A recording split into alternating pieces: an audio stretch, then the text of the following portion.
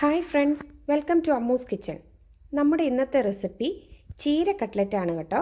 അപ്പം നമുക്ക് ചീര കട്ട്ലറ്റ് എങ്ങനെ ഉണ്ടാക്കാം എന്ന് നോക്കാം.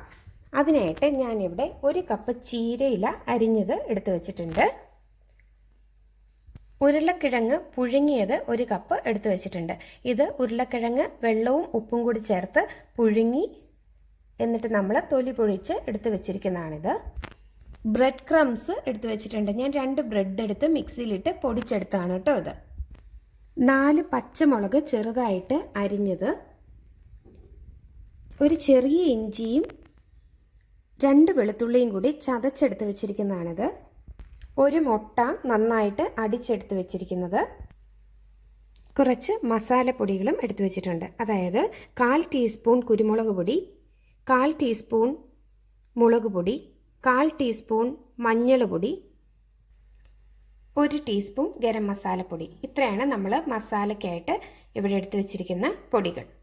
ഇനി നമുക്ക് ഇതെങ്ങനെയാണ് ചീര കട്ട്ലറ്റ് ആക്കുക എന്ന് നോക്കാം കേട്ടോ.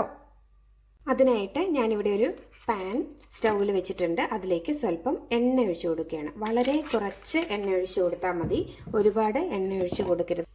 എണ്ണയൊന്ന് ചൂടായി വരുമ്പോൾ നമുക്ക് ജിഞ്ചർ ഗാർലിക് ഇട്ട് കൊടുക്കാം. ചതച്ച് വെച്ചിരിക്കുന്ന ഇഞ്ചിയും വെളുത്തുള്ളിയും കൂടി ഇട്ട് കൊടുക്കാം.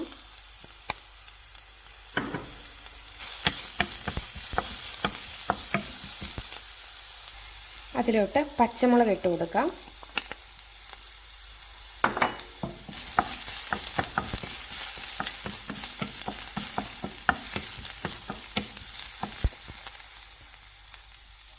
എന്നിട്ട് തീ കുറച്ച് വെച്ചിട്ട് നമുക്കിതിലേക്ക് നമ്മൾ എടുത്തു വെച്ചിരിക്കുന്ന മസാലകളെല്ലാം ഇട്ട് കൊടുക്കാം.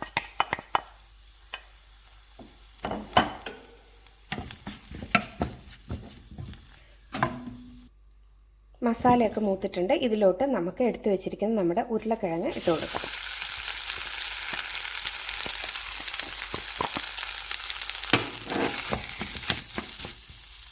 എന്നിട്ട് ഇത് നന്നായിട്ടൊന്ന് നമുക്കിതുപോലെ ഇളക്കി കൊടുക്കാം. ഇനി ഇതിലോട്ട് നമുക്ക് ചീര അരിഞ്ഞു വെച്ചിരിക്കുന്ന ഇട്ട് കൊടുക്കാം. എന്നിട്ട് ഇത് നന്നായിട്ടൊന്ന് ഇളക്കി യോജിപ്പിക്കാം. അപ്പം ഞാനിവിടെ ഇത് നന്നായിട്ട് ഇളക്കി യോജിപ്പിച്ചിട്ടുണ്ട്. ഇനി നമുക്ക് തീ ഓഫ് ചെയ്യാം. ഇനി നമുക്ക് ഇതിൻ്റെ ചൂടാറി കഴിയുമ്പോൾ കൈ വെച്ച് നന്നായിട്ടൊന്ന് കുഴച്ചെടുക്കണം. അപ്പം നമുക്ക് ചൂടാറാനായിട്ട് വെയിറ്റ് ചെയ്യാം. നമ്മുടെ ഈ കൂട്ടിവിടെ നന്നായിട്ട് ചൂടൊക്കെ ആറി തണുത്ത് വന്നിട്ടുണ്ട്. ഇനി നമുക്ക് ഇതിനകത്തേക്ക് ആവശ്യത്തിന് ഉപ്പിട്ട് കൊടുക്കാം. ഞാനിപ്പോൾ ഒരു 1/2 ടീസ്പൂൺ ഉപ്പ് ഇതിനകത്തേക്ക് ഇട്ട് കൊടുത്തിട്ടുണ്ട്. ഇനി നമുക്ക് ഇത് നന്നായിട്ട് ഒന്നുകൂടി ഇളക്കിയെടുക്കാം. ഇനി നമുക്ക് ഇത് കൈ വെച്ച് ഉരുട്ടി കട്ട്ലറ്റിൻ്റെ ഷേപ്പിൽ എടുക്കാം കേട്ടോ.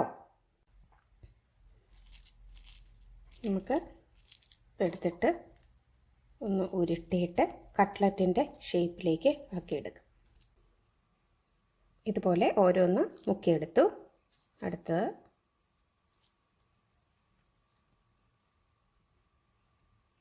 ക്രംസിലോട്ടിട്ട്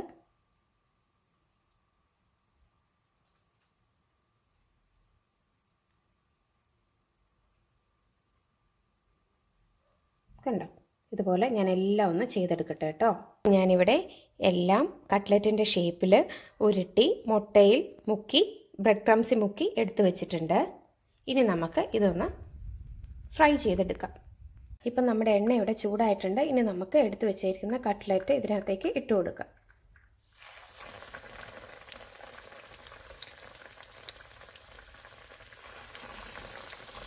സൂക്ഷിക്കണം കൈയൊന്നും പൊള്ളാതെ. ഇനി നമുക്ക് ഈ കട്ട്ലറ്റ് ഒന്ന് തിരിച്ചിട്ട് കൊടുക്കാവേ.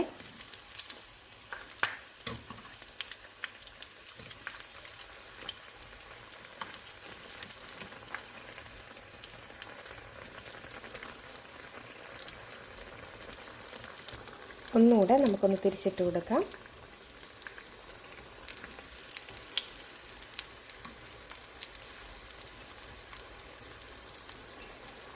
നമ്മുടെ കട്ട്ലറ്റ് ഇവിടെ ആയിട്ടുണ്ട്. നമുക്കിനി ഇതൊരു പ്ലേറ്റിലേക്ക് മാറ്റാം. ഞാനൊരു പ്ലേറ്റിൽ ഒരു ടിഷ്യൂ പേപ്പർ ഇട്ടുണ്ട്. അതിൻ്റെ മുകളിലേക്കാണ് വെക്കുന്നത്. എണ്ണ അധികമുള്ളത് ടിഷ്യൂ പേപ്പർ വലിച്ചെടുത്തോളൂ. ചീര കട്ട്ലറ്റ് ഇവിടെ റെഡി ആയിട്ടുണ്ട്. വളരെ ഈസി റെസിപ്പിയാണ്.